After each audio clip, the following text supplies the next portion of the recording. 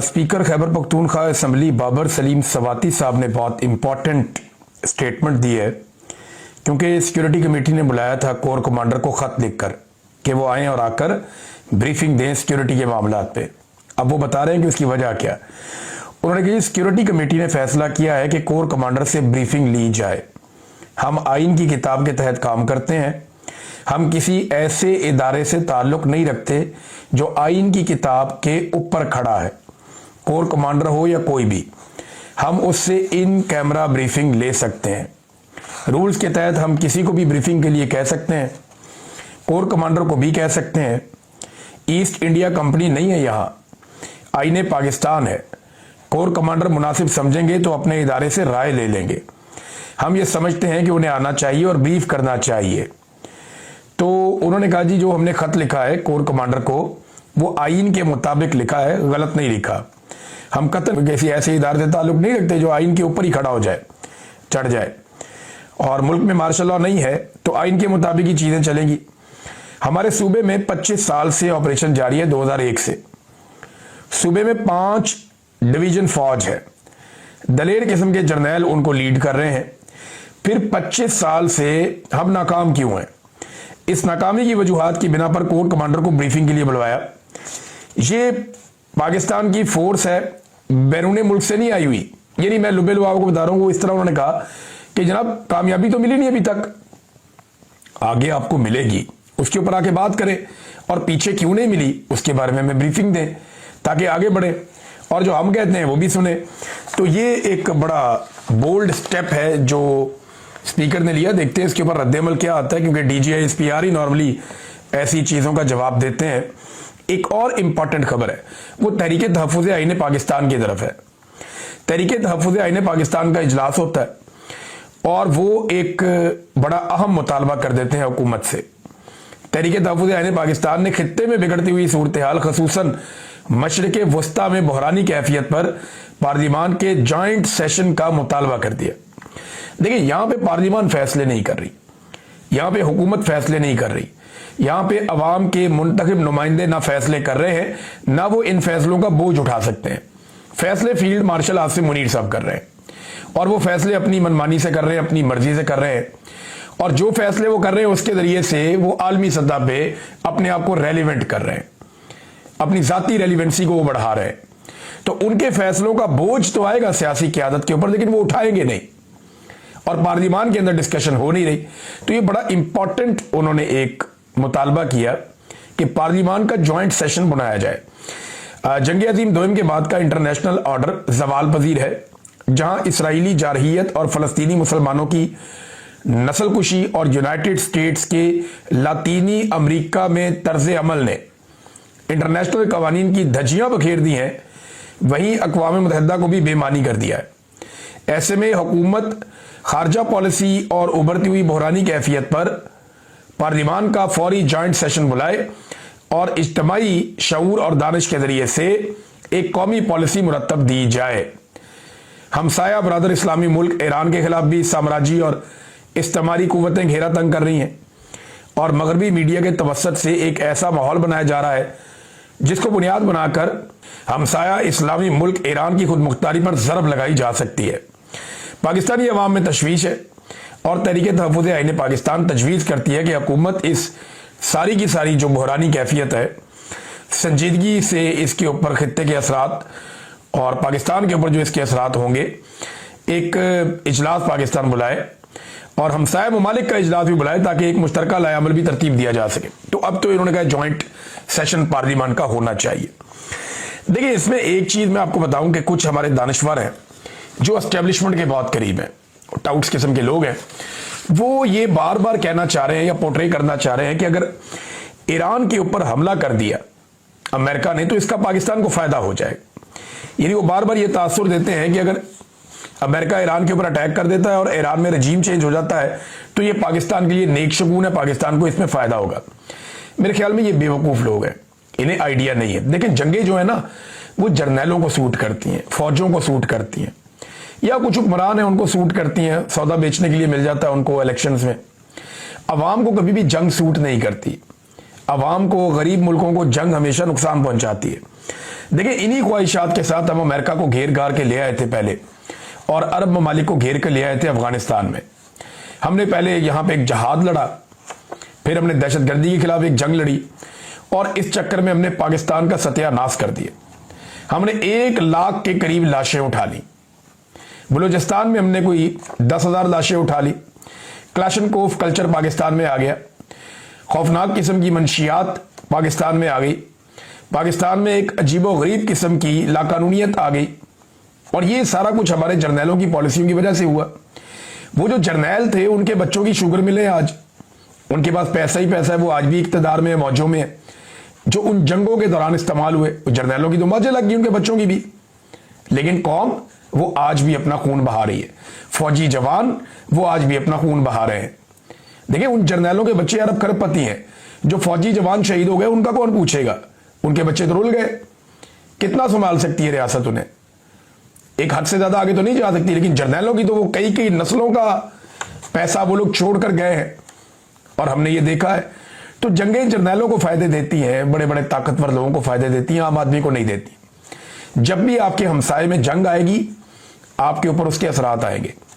Iran में जंग आएगी, चंद लोगों को फायदा होगा, इंटरनेशनली आपकी रेलिवेंसी बढ़ जाएगी, कुछ डॉलर वॉलर आ जाएंगे, कुछ लोगों ने फिर माल बना लेना है, कुछ अड्डे वड्डे, कोई लेन देन, ये चीजें चलेंगी। लेकिन अल्टीमेटली अगर खित्ते के अंदर आपका एक हमसाया मुल्क और डिस्टेबलाइज हो जाता है, तो याद रखिएगा, ईरान के बाद बारी पाकिस्तान की है। ईरान के ऊपर तो ये प्रॉब्लम है ना, इसका मिसाइल का जो एक निजाम है वो इजराइल तक जाता है, जाके वहां पे अटैक कर सकता है, यूरोप तक जाता है, या अमेरिकन अड्डों तक जाता है।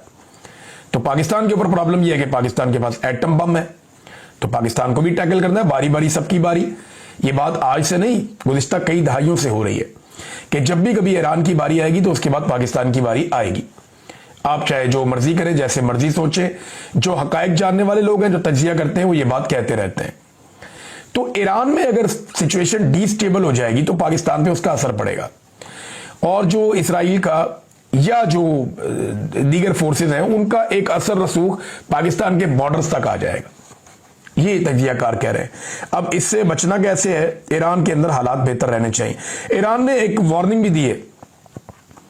उन्होंने कहा जी, अगर अमेरिका हमारे ऊपर हमला करेगा तो हम मजबूरन सऊदी अरब में, कतर में और यूएई में जो अमेरिकी अड्डे हैं उन्हें तबाह कर देंगे। और साथ ही उन्होंने कहा जी कि स्टारलिंक को गैर कानूनी तौर पे चलाया जा रहा है ईरान में। मैंने आपको थोड़े दिन पहले बताया था कि डिवाइस के बगैर वो चल नहीं सकती, स्टारलिंक के लिए डिवाइस चाहिए होती है। तो ईरान ने छापे मार के बहुत बड़े पैमाने पर जो स्टारलिंक की डिवाइसेस हैं, जो इंटरनेट के लिए इलॉन मस्क का एक इंटरनेट का सिस्टम है, बड़ा जबरदस्त है, वो बड़ा शानदार, बड़ा कमाल वो काम करता है, और दुनिया को हिलाकर रख दिया इलॉन मस्क ने, जिस तरह उसने स्टारलिंक के जरिए से दुनिया को जोड़ा है। तो वो बहुत सारी डिवाइसेस ईरान ने पकड़ी हैं, और अपने फौजी जैमर्स के जरिए से कोशिश भी कर रहे हैं वो लगातार कि वो जैमर्स लगा के इंटरनेट को शट डाउन रखें जहां वो चाहते हैं कि वो शट डाउन रहे। नाज़रीन, एक और चूरन पाकिस्तानियों को बेचा जा रहा है। ये चूरन भी बड़ा इंटरेस्टिंग है। ये अब कहा जा रहा है जी पाकिस्तान जहाज बेचेगा और अमीर मुल्क बन जाएगा। ये जो एयरफोर्स के जहाज होते हैं, जेट तैयारे, दुनिया का कोई एक मुल्क भी ऐसा नहीं है जो जेट तैयारे बेचकर अमीर मुल्क बन गया हो। हाँ, ये जरूर है, कोई पैसे वैसे आ जाते हैं जेट तैयारे बेचने से, लेकिन मुल्क अमीर होते हैं एक्सपोर्ट्स को बढ़ाने से। जो चीजें करोड़ों अरबों लोग खरीदते हैं उनको बेचकर मुल्क अमीर होते हैं। या आपको कुछ पैसा आ जाएगा, आपकी एयरफोर्स को फायदा हो जाएगा। पाकिस्तान, मैंने आपको बताया था, 1.5 से 2 दर्जन तैयारे बना सकता है एक साल में, और वो भी इस सूरत में कि आपको चाइना से और रशिया से इंजन और एवियोनिक्स और दीगर जो आपके पुर्जे हैं वो सारे आपको वहां से मिलते रहे। तो ज्यादातर पुर्जे आपके वहां से आते हैं। उनकी सप्लाई अगर होती रहे तो आप 1.5-2 दर्जन बना लेते हैं। अब अगर आपको 10-12 मुल्कों को तैयारे देने हैं तो आपको 200-250 तैयारा तो आपको तैयार करना पड़ेगा ना। पाकिस्तान को खुद अभी 50 तैयारे मजीद चाहिए, कम से कम पाकिस्तान को 2 साल तो तैयारे अपने पास रखने हैं। तो क्या ये ममालिक इतना अरसा इंतजार करेंगे? और अगर आप 1 से 2 दर्जन तैयारे बेचते हैं हर साल, तो आपको कितना पैसा बचता है? आपको 4-5 अरब या 7 अरब डॉलर, 8 अरब डॉलर आपको टोटल कमाई हो जाएगी। तो आपने इसमें से पहले लागत निकालनी है कि ये बनते कितने के, बिकते कितने के हैं। यानी ये कोई सस्ता नहीं बनता, बहुत पैसा इसको बनाने पे लगता है। फिर उसके बाद जो पुर्जे आप खरीदते हैं वो आपके शराकतदार हैं, वो भी इसके अंदर हिस्सेदार है। आप बहुत भी छलांग लगाएंगे, आप 1-1.5 अरब डॉलर के तैयारे बेच लेंगे, लेकिन ये बेच कौन रहा है? पाकिस्तान एयरफोर्स का प्रोजेक्ट है। तो एयरफोर्स के लिए तो 1-1.5 अरब डॉलर बहुत पैसा हो जाएगा। यानी इस 1-1.5 अरब डॉलर में एयरफोर्स जो है वो अपने लिए ठीक ठाक तैयारे तैयार कर सकता है, लेकिन पाकिस्तान की मईशत 1-1.5 अरब डॉलर से खड़ी होगी नहीं। ये ओवरसीज पाकिस्तानी लगभग 30 से 40 अरब डॉलर बेचते हैं हर साल, तो उससे मईशत खड़ी नहीं हो रही। आपकी एक्सपोर्ट्स जो है वो 30 से 40 अरब डॉलर के बीच में रहती हैं।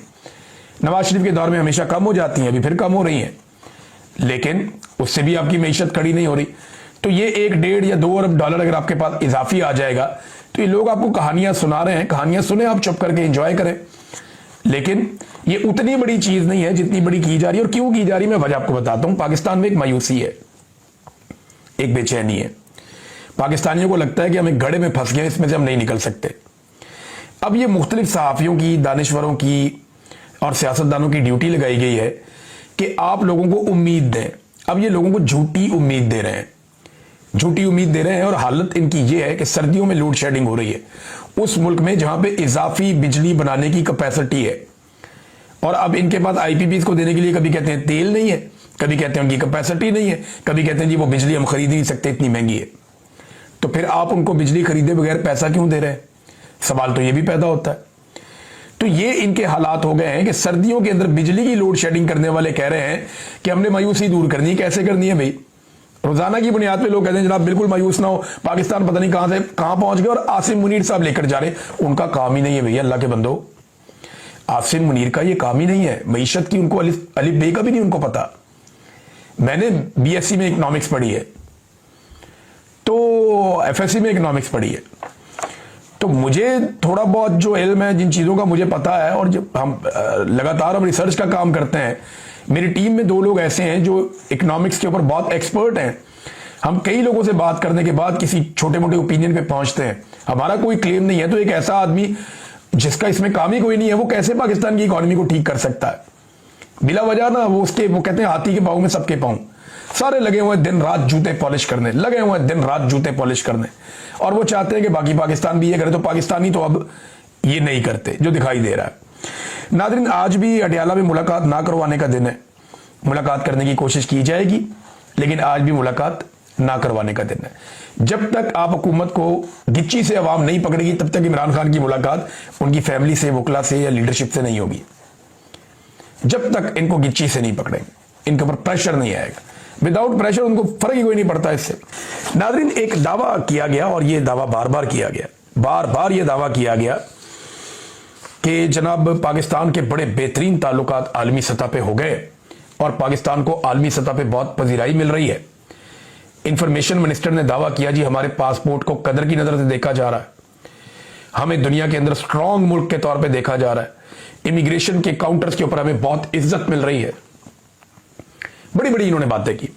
डोनाल्ड ट्रंप ने बुलवाया अपने पास, और जिस तरह इन्होंने उनकी तारीफें की, इन्होंने बहुत दावे किए। शहबाज शरीफ ने वो वजीर आजम बने तो 2025 में उन्होंने लगभग 2 महीने महंगे तरीन दौरों में पाकिस्तान से बाहर गुजारे। यानी वजीर आजम एक ऐसे मुल्क का जो मसाइल में घिरा हुआ है, उस मुल्क का वजीर आजम सरमायाकारी लाने के लिए 2 महीने साल में से पाकिस्तान से बाहर गुजारता है और महंगे तरीन दौरे करता है। टब्बर लेके जाता है, बंदे लेके जाता है, रश लेके जाता है, और खसूसी परवाजों पे जाता है, अवाम का पैसा उड़ाता है, करोड़ों अरबों रुपया लगा देता है दौरों के ऊपर, और मिलता क्या है? टका भी नहीं मिलता। कोई पैसा पाकिस्तान के अंदर नहीं आता इस आदमी के दौरों के नतीजे में, और हर बार ये करोड़ों रुपया खर्च कर देते हैं, मगर मिलता कुछ नहीं है। जिन ममालिक से इन्होंने ताल्लुकात बनाए, उन तमाम ममालिक ने पाकिस्तानियों के वीजे या तो मुश्किल कर दिए या उन पर पाबंदी लगा दी। मैं आपको बिल्कुल सही बता रहा हूं। इनके सबसे अच्छे ताल्लुकात गल्फ रीजन के अंदर यूएई के साथ है। यूएई पाकिस्तानियों को वीजे नहीं दे रहा, सबको पता है। इनके बड़े अच्छे ताल्लुकात ओमान के साथ है। वहां पता चला कि इन्होंने खुद रिक्वेस्ट की कि जनाब हमारे लोगों को वीजे देना बंद कर दें, पाकिस्तान से लोग बहुत बड़ी तादाद में छोड़ छोड़ के निकल रहे हैं, वहां भी वीजे नहीं मिल रहे। सऊदी अरब ने रिकॉर्ड बंदे पाकिस्तानी डिपोर्ट कर दिए हैं सऊदी अरब से, उधर भी प्रॉब्लम आ गया। यूरोप ने कई सरकारी मुलाजमीन के वीजे मनसूख कर दिए, दिए नहीं उनको वीजे, मुस्तरद कर दिए दरखास्तें। और कोई पुलिस वालों की तो ये कहकर उन्होंने मुस्तरद कर दी मुबैना तौर पे कि आप लोग तो जुल्म में मुलव्वस है, यानी इंसानी हकूक की पामालियों में आप मुलव्वस हैं, लिहाजा आपको तो वीजे नहीं मिल सकते, उनके वीजे ही मुस्तरद कर दिए। तो बिलाखिर अमेरिका ने भी दीगर ममालिक के साथ साथ पाकिस्तान के वीजा पर पाबंदी लगाई है। अब पाकिस्तानियों के ऊपर एक पाबंदी अमेरिका ने भी लगा दी, और मुल्कों में भी लगाई, लेकिन पाकिस्तान पे भी लगा दी। इसमें जो इंटरेस्टिंग बात है वो ये है कि भारत के ऊपर अमेरिका ने पाबंदी नहीं लगाई। हालांकि ट्रंप कहता है कि नरेंद्र मोदी के साथ मेरी खटपट चल रही है, लेकिन भारत पे पाबंदी नहीं लगाई। और पाबंदी किस पे लगा दी? पाकिस्तान पर। ट्रंप साहब जो हैं वो फील्ड मार्शल और शहबाज शरीफ की तारीफें करते हैं, पाबंदी पाकिस्तान पे लगती है। नोबेल के लिए आसिम मुनीर और शहबाज शरीफ उन्हें नामजद करते हैं, पाबंदी पाकिस्तान पे लगती है। हम शुरू से ही आपके साथ हैं हर मामले पे, ये यकीन दहानी आसिम मुनीर साहब और शहबाज शरीफ साहब करते हैं, और पाबंदी पाकिस्तान पे लगती है। आलमी लेवल पर पॉलिश करता है हमारा वजीर आजम, हत्ता कि जो गैर मुल्की मीडिया है वो शहबाज शरीफ को शू शाइन बॉय का नाम दे देता है, लेकिन इसके बावजूद अमेरिका पाबंदी पाकिस्तान पे लगाता है, इंडिया पे नहीं लगाता। इसराइल और फलस्तीन पर अपना मौकिफ ही पाकिस्तान ने बदल लिया अमरीकी ख्वाहिश को देखते हुए, लेकिन पाबंदी पाकिस्तान पे लग गई। हमास पर पाकिस्तान ने यू टर्न ले लिया, फिर भी पाबंदी पाकिस्तान पर लग गई। मादनियात का बीफ केस लेकर पहुंच गए, जाके सामने रख दिया, फिर भी पाबंदी पाकिस्तान पर लग गई। अमरीकी एम्बेसी की तरफ बढ़ने वालों को मुरीदके में उनका कत्लेआम करवा दिया गया, फिर भी पाबंदी पाकिस्तान पर लग गई। दिन रात खुशामद की, हत्ता कि अमरीकी ज्यूश कांग्रेस से भी, उनके जो चेयरमैन है उनसे भी जफियां डाल ली, लेकिन पाबंदी भारत पे नहीं, पाकिस्तान पे लग गई। हम अमरीकी असला रिकवर करने की अफगानिस्तान में और हमास से उसको गैर मुसल्लह करने की अर्जियां अमेरिका को डाल रहे हैं, लेकिन इसके बावजूद अमेरिका पाबंदियां पाकिस्तान पे लगा रहा है। यह है इनकी टोटल औकात, और यह है इनकी टोटल खारजा पॉलिसी और उसकी कामयाबी। जब इमरान खान साहब से मोहम्मद बिन सलमान ने पूछा ना कि आपको क्या चाहिए, उसने कोई जाती चीज नहीं मांगी। उसने नहीं कहा कि मेरे आर्मी चीफ को सपोर्ट करो, इसको एक्सटेंशन देनी है या इस्तिस्ना देना, ये नहीं किया। इमरान खान ने यह नहीं कहा कि मेरे मुखालिफिन को कुचलने में मेरी मदद करो या मेरी इंसानी हकूक की पामालियों के ऊपर आप आंखें बंद रखो, नहीं। इमरान खान ने कहा कि मेरे लोग आपकी जेलों में कैद हैं, मेरे पाकिस्तानी जो आपके मुल्क में हैं उनका एहसास करो, उनका ख्याल करो। और यही बात इमरान खान ने की, और बाद में मोहम्मद बिन सलमान ने उसके ऊपर अमल दरामद किया। जो वादा मोहम्मद बिन सलमान ने किया वो उन्होंने पूरा किया। इसके लिए पाकिस्तानियों को उनका शुक्रिया अदा करना चाहिए। लेकिन इन लोगों ने जब किसी से मुलाकात की, जहां मुलाकात की, अपनी जात के लिए मांगा और पाकिस्तान के लिए कुछ नहीं मांगा। नतीजा क्या निकला? पाकिस्तान को टके का फायदा नहीं हुआ, पाकिस्तान में कोई सरमायाकारी नहीं आई, पाकिस्तानियों के वीजों के ऊपर पाबंदियां लग गई, पाकिस्तानियों के वीजे मुश्किल तरीन हो गए और दुनिया के मुल्क अब नहीं दे रहे।